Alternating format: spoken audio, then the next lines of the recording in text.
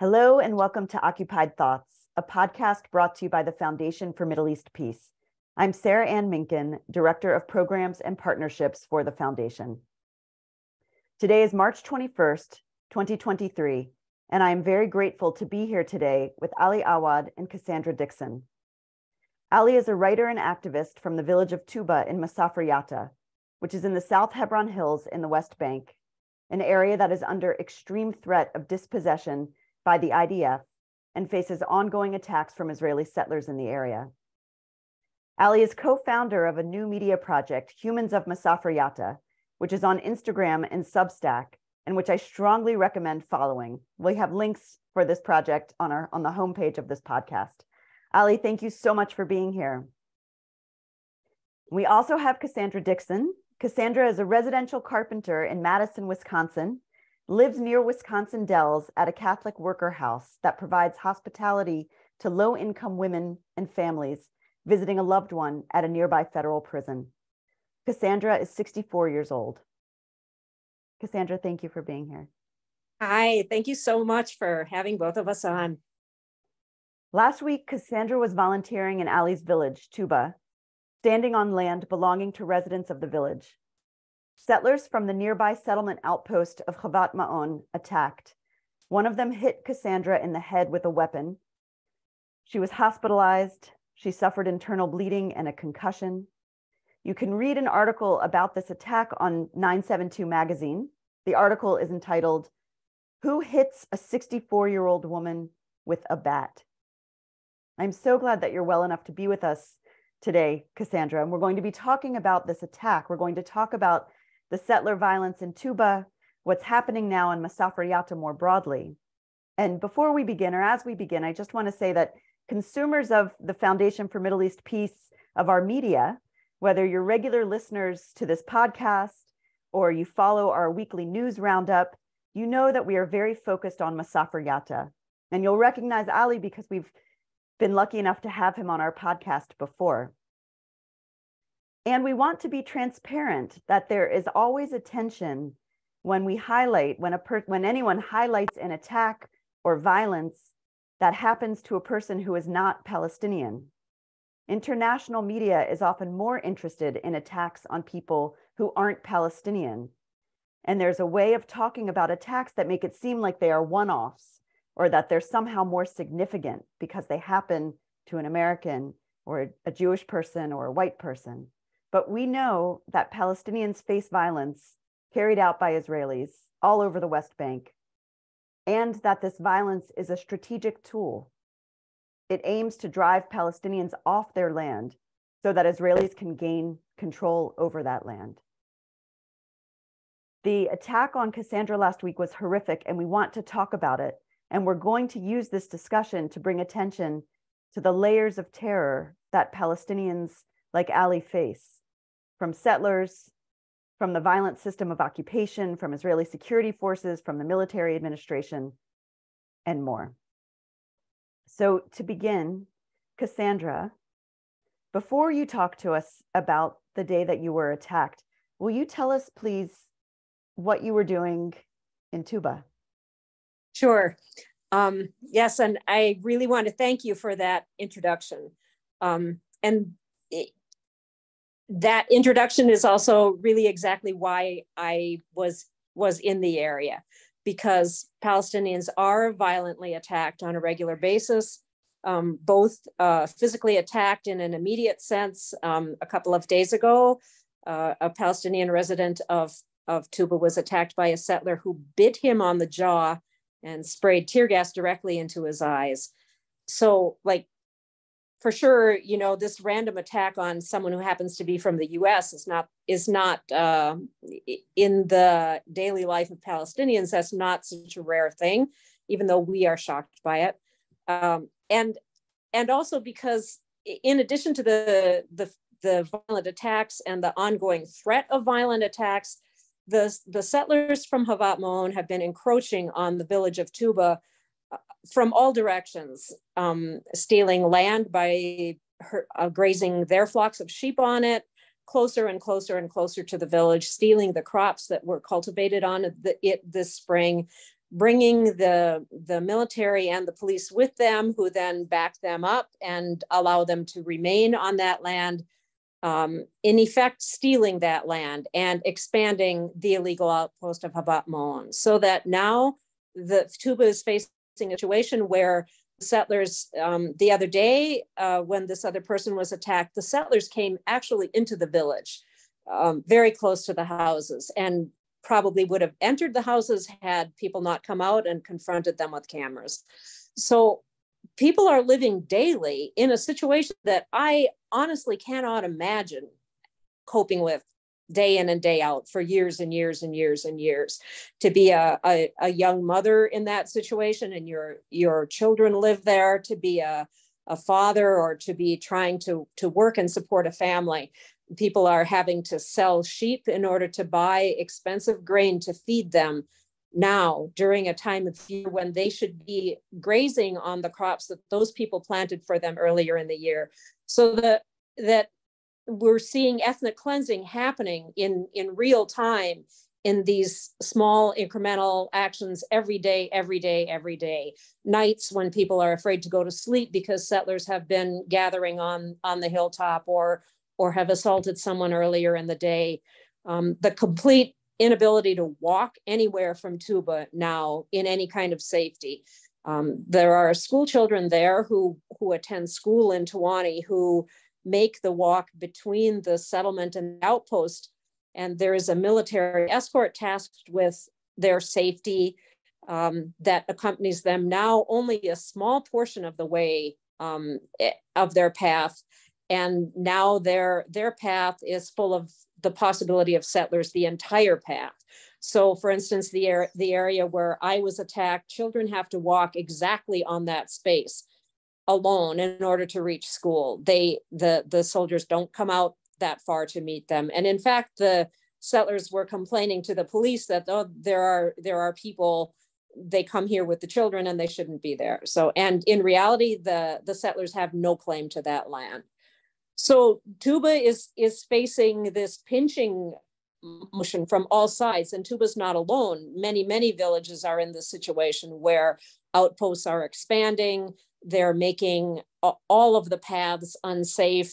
The one road that comes into there is a horrendous road that's sometimes completely impassable, and generally impassable if you don't have a really strong car with a low gear.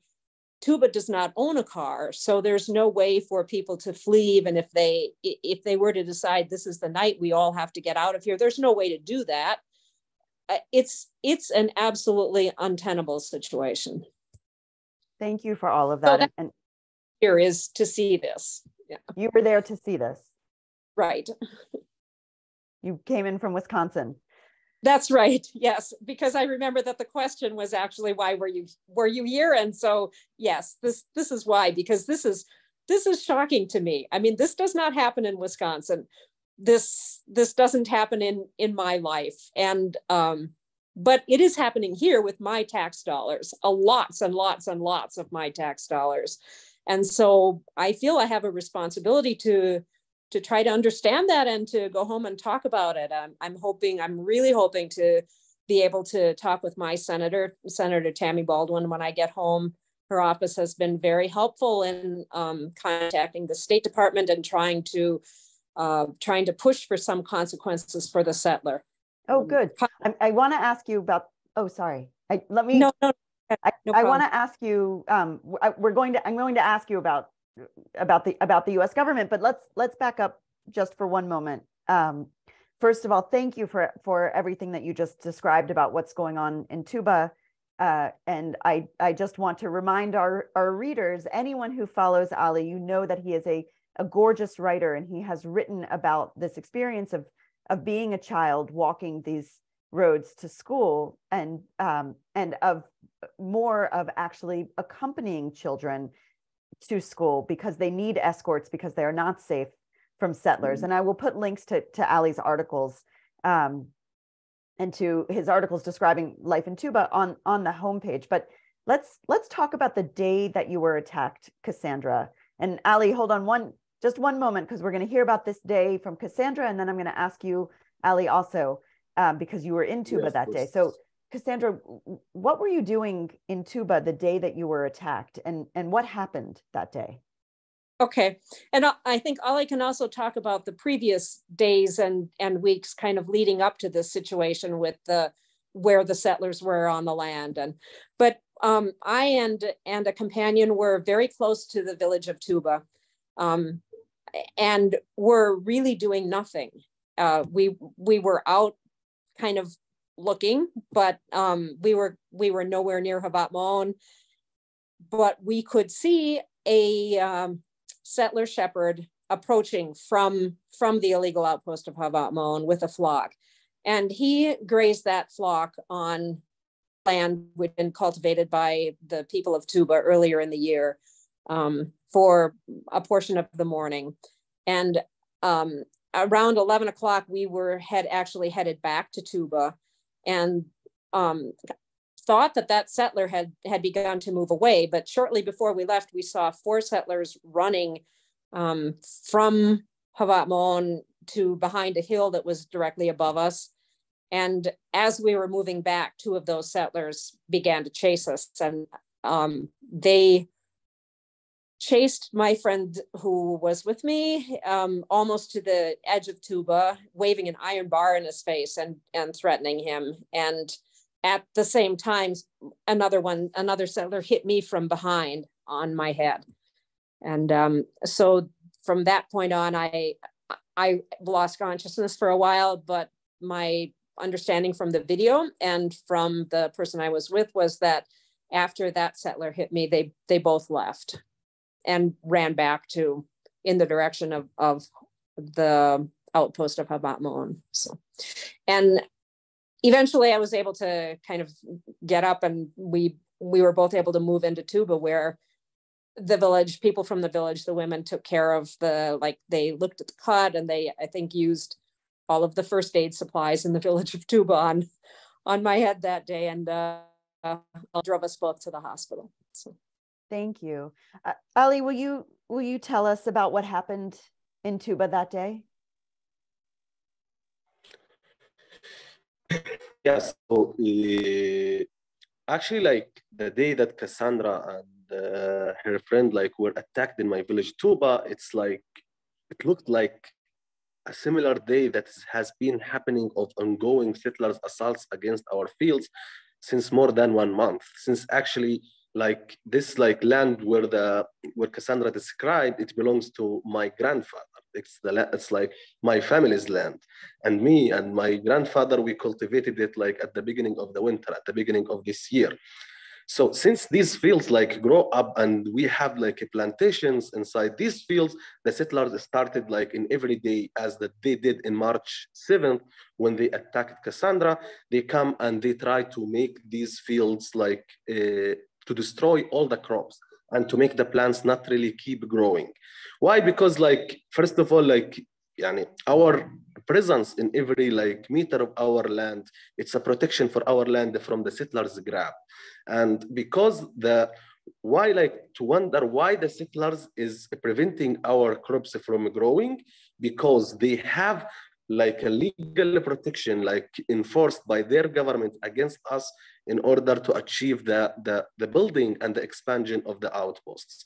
Because the Israeli occupation in Masafer Yatta and in the whole occupied Palestinian territories, they enforce laws that comes against the Palestinians for the benefits, just for the benefits of the colonialism and for the colonial spots. The fields and the lands that are there around our cultivated fields, they enforce the outdated Ottoman law, which is called the state land law, which they claim if the Palestinians don't use his land for a few years, they will turn it for the state, and then the state will lease it to the settlers. And this is the way that the settlers have been expanding and building their agricultural outposts. So the settlers want to be the tool of ensuring this law, to show to the state and to the aerial photos and to everything that this field is not cultivated. These Palestinians are not using these fields. So the state, you should declare it as a state land and then give it to us. or in another thing that they want also to terrorize us from accessing this land. If they did not succeed by this year from not showing that this field is cultivated, next year we will be like, as Palestinians, we will be terrorized from using these fields. So they easily declare it as a state land and have the legal excuse in order to build an agricultural outpost over my family's land. From the other side, like, I want to expand a little bit about what's happening in Masafer Yatta, like my village and other 11 villages in Masafer Yatta, because of the we have like talked in a special podcast with you about like the Israeli Supreme Court and the declaration of the firing zone. Our villages today, that 12 Palestinian villages in Masafer Yatta, are facing the imminent eviction. Like the Israeli Supreme Court in May 4th, 2022, last year, have given the green light, the fate of more than 1,000 of Palestinians, including myself and my family, in the fate of the army to use our homes as a military field and to push us out of our fields. So here in Masafer Yatta, there is like a chain of settlements, and there is the firing zone that is coming and kicking us in between. If the firing zone and the declaration of the firing zone doesn't allow the army to kick us out of our homes, the settlers will try to complete this work by terrorizing the Palestinians, by expanding Israeli agricultural outposts over their fields, and also by killing the economic of the Palestinians. Here in this area where Palestinians are not allowed to develop any kind of economic infrastructure, the only way for us as Palestinians is the livestock and the plantation in order to survive. So if the settlers are killing and stealing these fields and making our plants don't grow, our sheep will face hunger and eventually ourselves, so that they will be able to ethnically cleanse us from Masafer Yatta. So talking about like the day that happened Ali, with Cassandra. I'm going to interrupt you just for 1 second, because that was so much at once. I just want to, for 1 second, for our listeners, thank you for updating us on what's been happening in Masafer Yatta and well, first and specifically in Tuba and on your grandfather's land, your family's land, and with the settlers and their increased attacks and taking over land by grazing their animals on your fields. And so that's this part where you started. And then you mentioned that we did a podcast about the firing zone. And I want to point our listeners, we did this podcast in the middle of 2023. I'll put a link, of 2022. I'll put a link on the homepage. But in that podcast, Ali talked specifically about what it means to live in Masafer Yatta, exactly as he just described again, where they're squeezed in between the chain of settlements and the firing zone, and the impending ethnic cleansing of the people who live in the firing zone, the dispossession, the war crime that is expected to come, that the Israeli Supreme Court greenlit last May. So this is our setup. Thank you, Ali, for giving us all of that. And then now tell us, so the day that Cassandra was attacked, and she just told us about the attack, you were in Tuba. So please tell us about that day. Yeah. So at the moment, like when Cassandra was attacked, I was not present in my grandfather's fields. Meanwhile, there was a settler who grazing their flocks inside our field, but I was expecting, like, I was about like to go there, because it was not like the first day that we are surprised to see a settler coming from the nearby outpost of Khavat Ma'on. Like the name of the outpost, the nearest one to my village, it's called Khavat Ma'on. And we were not surprised that the settler is coming, like we were expecting it. So since 2 months, like my daily life looks like that, just I'm following up with trying to protect my family's field with my camera and with my other friends, international solidarity groups. But I was still a little bit busy at the house, and then I was about like to go to the place to try to document, even though like the things that were not really encouraging me to go and as fast as possible, because of I wrote like an Instagram post showing, before the attack of Cassandra, an Israeli soldier standing and making like this in a photo with a settler masked with COVID mask, with their sheep inside my family's flock. So I wrote, if the thief is the judge, who will hear the complaint?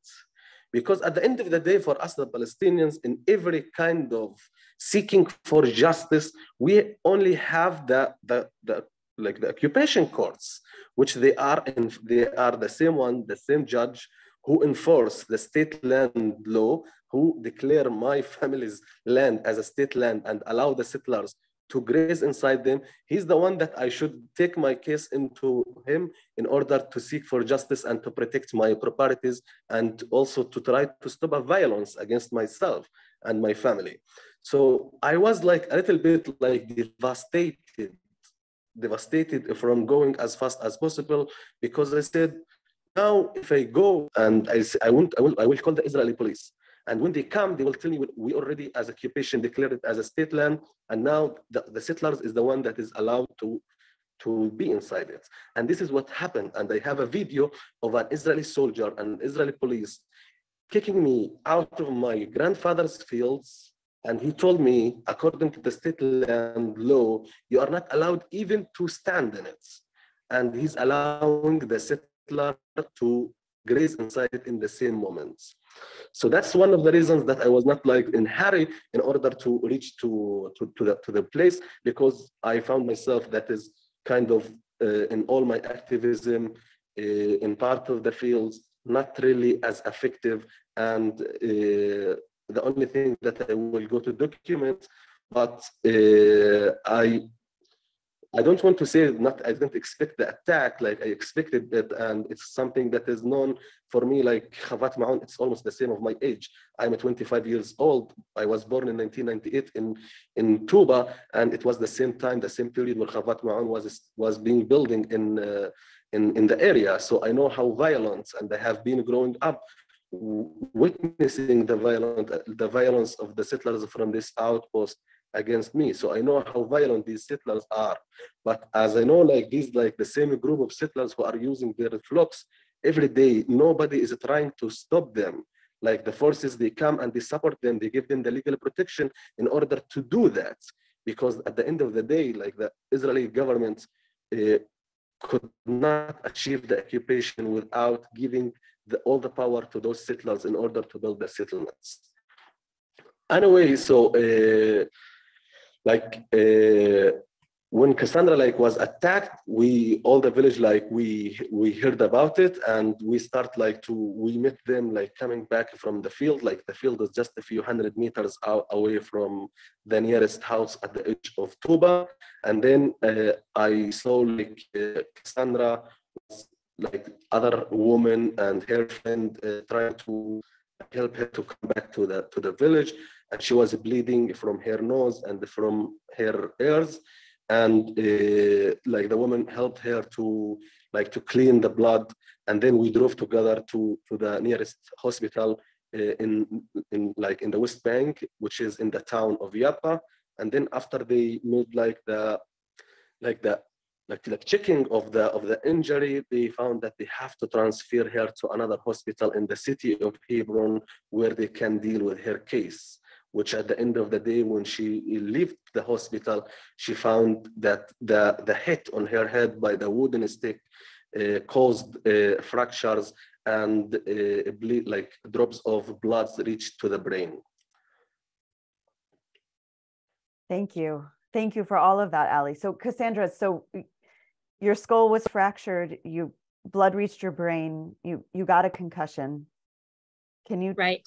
But I got incredible care, and I am so grateful to the doctors and the nurses in the hospitals, both in Yatta and also in Al Khalil.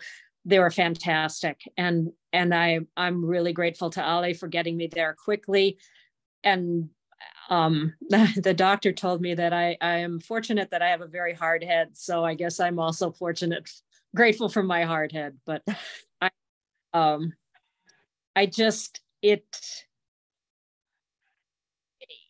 this violence is shocking to us. I know that my family and my friends are appalled, but it is such a daily occurrence for Palestinians.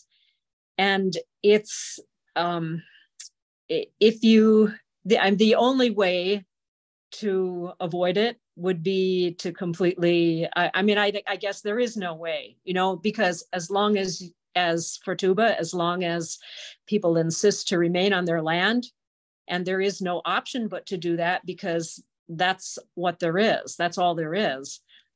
As long as they remain there until the outpost is removed, there's going to be this threat of violence every day. So what happened to me on March 7th is shocking, but it could have any of the women who cared for me at any. Yes.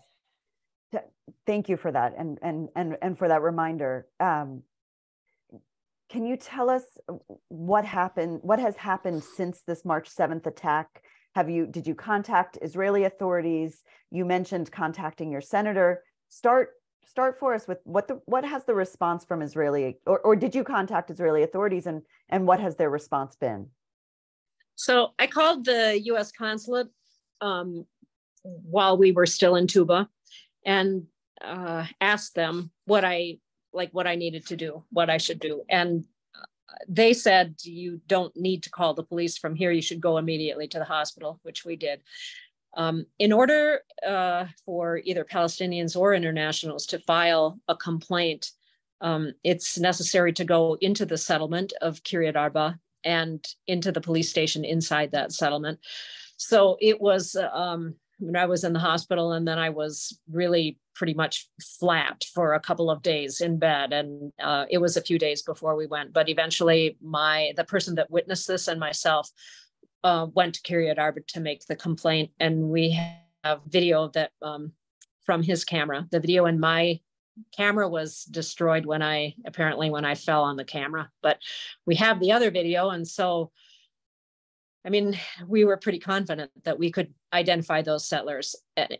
It was certainly from a U.S. point of view, it was pretty startling how we were treated. We were definitely, they told me that in order to, that people in Israel, they don't attack people for no reason.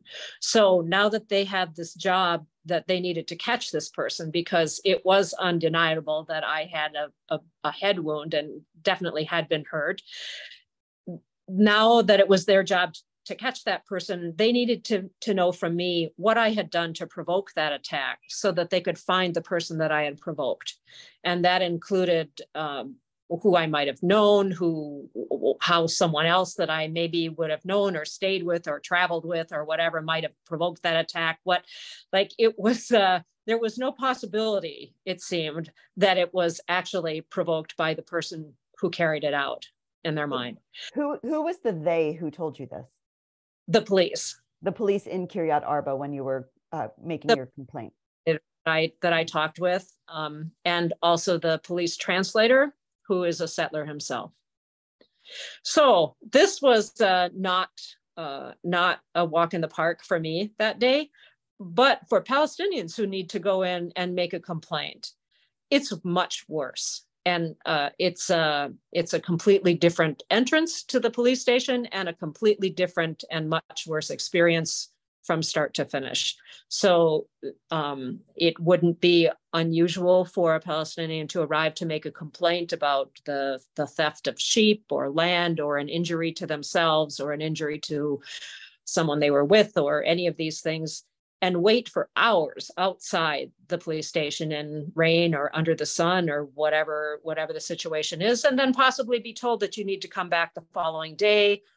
Or it would be possible to go in, but then wind up being interrogated yourself and quite possibly charged with something yourself, even though you yourself are the victim when you walk in.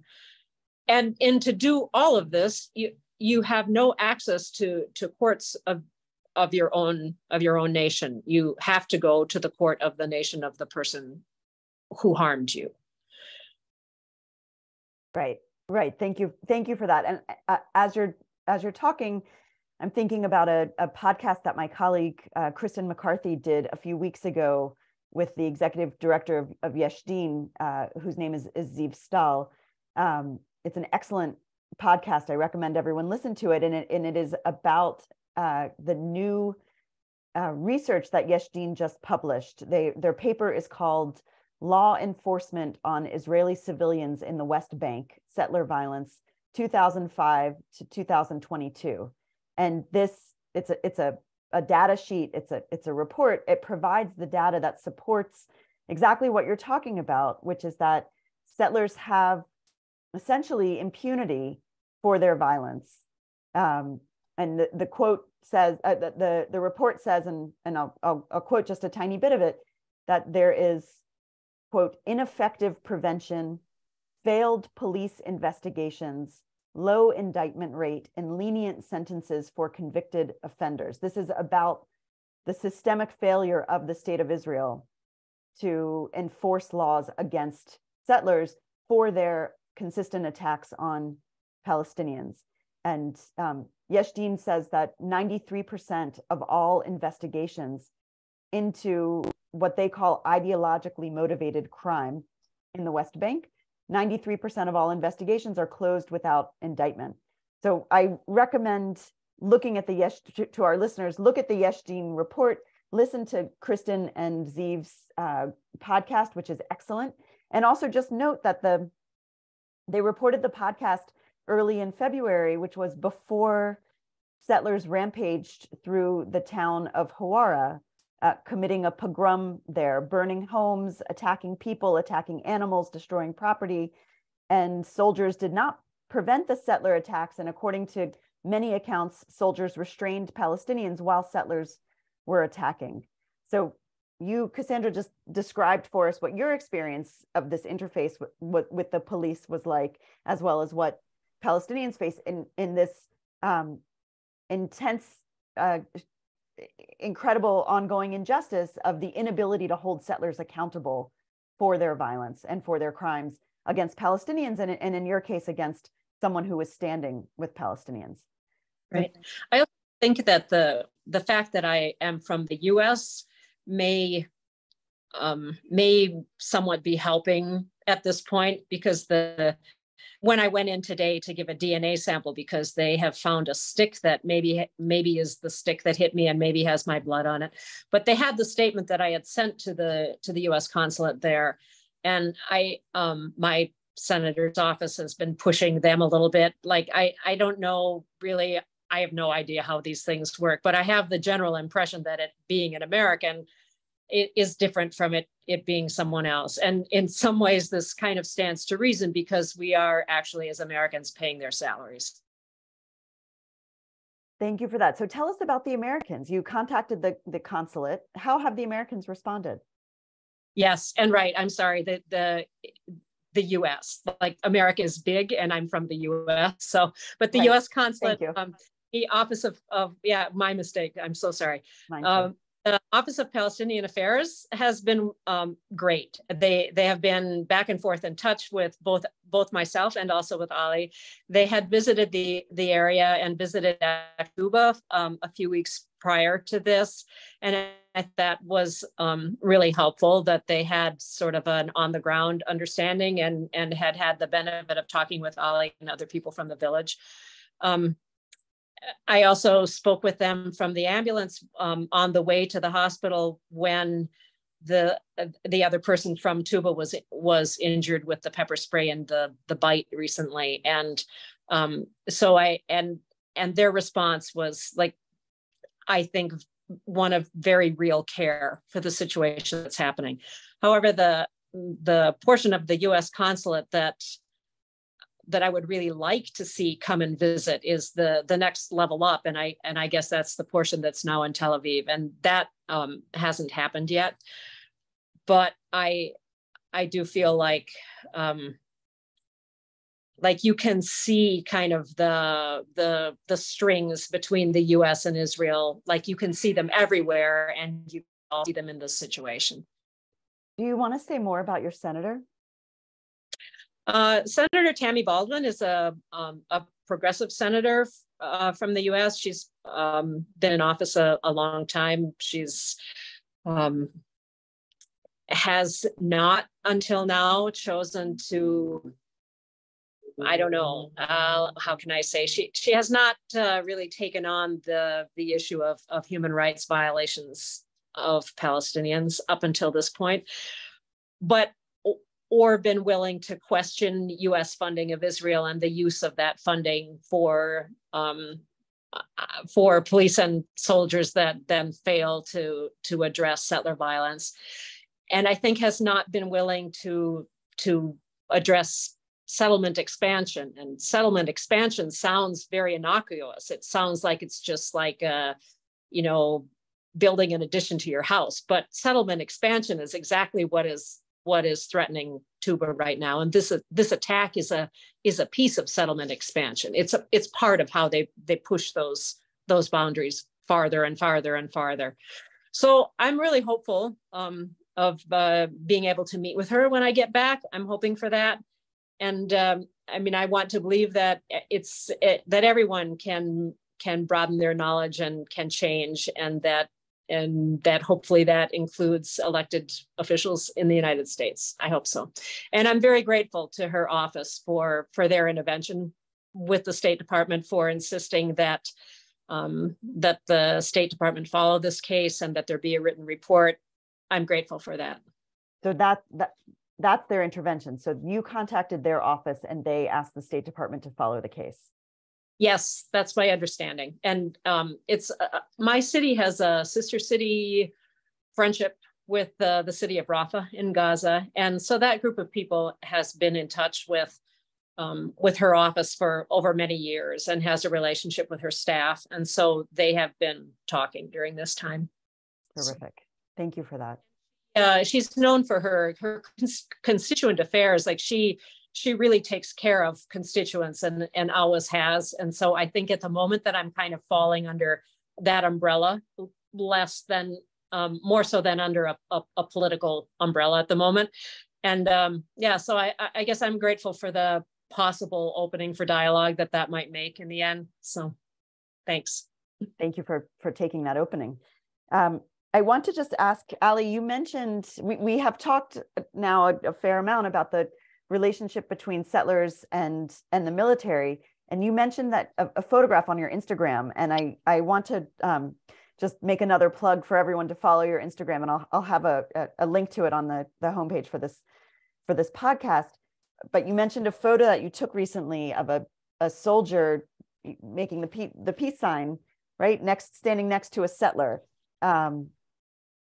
Can you just talk to us a little bit about the relationship between settlers and the military, just a little bit more, what you see? Is that changing now as settlers are increasingly on your land? Or the last time we spoke, actually, there was more military on your land. The army was there much more because they had already begun to do their training in the firing zone, and they were coming closer and closer to the houses. So just tell us for a moment a little bit more about that relationship. Yeah, so this kind of relationship, I think it's a systematic, like they really mean to have it. And I also mentioned like this sentence a lot, and I have written it in when the settlers burned the hay bales of my family in June 2021 in my article, like the soldiers and the settlers are working in tandem in order to steal our resources and to cook us off our land. So that the settlers, as I mentioned before, the settlers it's kind of a tool that the military and the state of Israel is using in order to achieve the occupation. So the settlers they have to feel all kind of power supported by the state in order to be able to steal the lands from the Palestinians. I just like to talk more about the relationship and to talk about the last month, just since 20 of February 2023 until this date, of the incidents that have been approving of how look like it's not kind even of relationship. You see that the Israeli army is taking orders from the settlers. In the field, you see that the army is there just in order to achieve what the settlers really are trying to do. For example, talking about when the settler enter in a land that it is declared as a state land or in a land that is still not declared as a state land. a few days ago, my friend from Tuba, he's like 19 years old. He saw like a settler that entered inside a private land that belongs to his family, where they have like plantations, like flowers blooming, and the settler is just coming with their sheep and eating them all. He started like to film from a few meters away from the settlers, because the settlers are known in their violence, and he's not really sure that he can approach in order to take the sheep of the settlers out of his fields. And then we spoke with the Israeli police, and other people like activists from the area tried to order the Israeli police. When the Israeli police like heard that everything showing to be right for the Palestinians, first of all, they went to the settler who was in the field. And it seems that they like played a game in order to charge this kid shepherd, my friend, for something in order not to get the settlers accountable, because he has videos and the legal status of the occupation for this piece of land showing that the settler is violating the law, that this kind of law, even this colonial law, this settler violated it and exceeded it. So it seems that the settlers might be kind of like guilty, let's say. He's guilty in general, but like for their law, he might be clearly guilty. So when they arrived, like the police to like I have it in my Instagram, one video, when the police was putting my friend inside the police car, saying the settlers were grazing inside our village of Tuba, and now they sent the Israeli police to arrest the shepherd. So after he like the Israeli police vehicle for sure arrived first of all to the outpost, then listened to the settlers, and after that, whatever the settlers claimed, the Israeli police and army come to achieve, to carry out against the Palestinians. He came to my friend, and I was standing next to him, and they said, there is a claim from your side and another claim from the settler side, and you are now detained for this. It's not that we should go and investigate this situation, or you are saying that you are showing, or my friend was showing them videos of the settler's sheep inside his fields. They did not take that in consideration. Just because the settler, like the criminal, the guilty, claimed something, they detained my friend. And the settler went with his car to the settlement of Kiryat Arba, where the Israeli police station is located in the city of Al Khalil, and filed a complaint.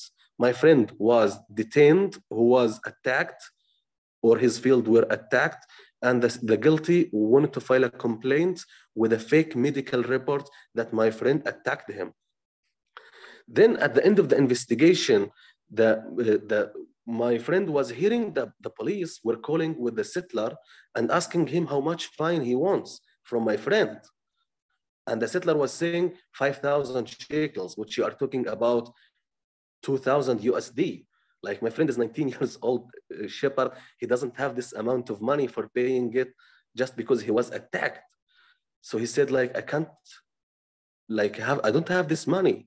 Then they said, you go to jail if you don't pay this money. They said, everything you are doing it against me, and you have the power to do it, and nobody's protecting me. So for sure you can put me in jail, but I really don't have this amount of money. Then after that, he heard the policeman in the police station speaking with the settlers again, and the settler said, okay, let's make it 3,000. Then they said, neither 3,000, I don't have any shekel in my pockets. I don't have any money to pay it, and I don't think that I need to pay any money. Then we hired him a lawyer that followed up his case, and the lawyer spoke with them for which reason he has to pay this money. He's supposed to come to file a complaint against the crime that happened against him, and now you are making him the guilty. So they said, okay, you guarantee that this investigation is not finished and we might need him to come again. So you guarantee that he come again. For now, he has to pay 1,000 shekel, and 2,000 shekels will be in case that we found another things against him. So I went there in the same day. I was there with a video of 1 month old videos of days, like for 1 month with SD card in order to file a complaint. I was waiting at the moment this was happening with my friend inside the police station. I was waiting at the gate to file a complaint with the documents that approve that this land belongs to my family, and this settler was harassing our plantation. For 3 hours, they didn't open for me. And then at the end, the family called me to find somehow a way to pay the 1,000 shekel. I drove to a friend who borrowed us the 1,000 shekel. And then the policeman came, stole the money from me behind the gate. I told him, I have a fine for my friend, and also I want to file a complaint. Can you please let me in? He took the money and went away. So then I didn't, you see how's like the situation. It is not about relationship even. It's about even you see that the settlers have the authority inside like the occupied territories against the Palestinians. And that's the forces, the occupation forces are there just to enforce these kind of, let's say, I don't know how to call them, but this kind of violence in order to protect the settlers committing them. So what I want to say that, for us, like the Palestinians, to kind of conclude of what I want to say, we are like a victim of, let's say, ongoing colonial projects imposed against us. And all these kind of policies is aiming in order to drive us off our land. The state of Israel is bringing and supporting settlers to build outposts over our land and to steal our fields and leave us nothing. So eventually we leave from our homes. These settlers, this violence, I don't know, what's going to be our future, how my tomorrow will look like. These settlers have authorized guns. You see, settlers with guns in their pockets inside my village, and where the police and the army is standing there. So they aim also to give them the guns. So if this settler, how would my life guarantee that this settler would not shoot me if he aims to kick me out from here? Under he knows that he will not face any legal, let's say, procedures, because why? He's gonna be brought to his own police, and they are there to support him. So how we guarantee that why Palestinians are shot and killed almost in daily basis by settlers? Because the settlers have all the power in order to do that. And this is the goal for them to do that. This is like the armed settlers with all kind of supports. Our fate as Palestinians, our life is in the hand of those who don't want us here. So what the world gonna expect them to behave with us? Ali, thank you so much for all of that. You laid out the very many layers and the very many faces of the structural violence that Palestinians face in such a clear way. Thank you for sharing all of that with us, and for taking the time to share that with us. We're going to move towards closing now. Ali, I have one more question for you, but first, Cassandra, I want to ask you, as we go, what is your message? Listening to Ali, spending time in Tuba, spending time in Masafer Yatta, what's your message to Israeli authorities, to Israelis? I get three messages: to Israelis, to people in the US, and also, what is your message to Palestinians? Well, I guess to start with the US, we own this. This is ours. We buy this. We buy this every day. And we should really look to what we're buying. And if we don't want to be paying for violent attacks, if we don't want to be paying for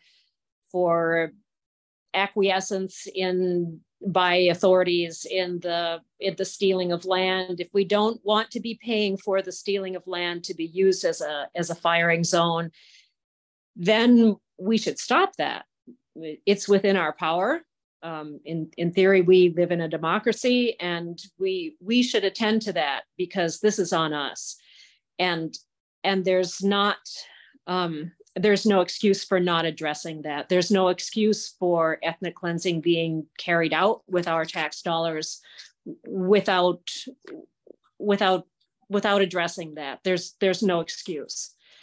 I think for my thoughts about the state of Israel,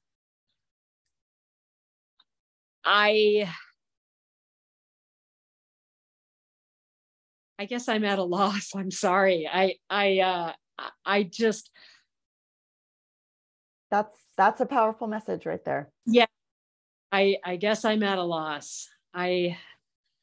And my thoughts about Palestinians is that I just I greatly hope that the world steps up and stands with Palestine. I greatly hope that. Thank you, Cassandra. And Ali, I wanted to ask you one last question. What helps you? You have now described for us in such detail about all of these efforts that you're facing every day to remove you and your family and your friends and your extended family and the rest of the people in Masafer Yatta from your land, and to change your life in that way, to remove you from your land. And yet you spend every day, and you described to us explicitly what the last few months have been like for you, with your camera, documenting, helping people stay on the land. And so I wanted to ask you, what helps you to do what you do? And what helps you to stay on your land? First of all, like, what helps me, like, because I believe, like, I don't believe that any human deserve injustice to be committed against them. No human deserve injustice, and no human deserve like have the right to commit injustice against other people.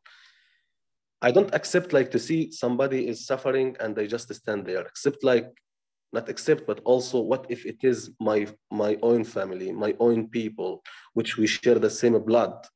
So for me, like, the most help me that as long as my people is struggling to stay home, I am with them and I will be with them.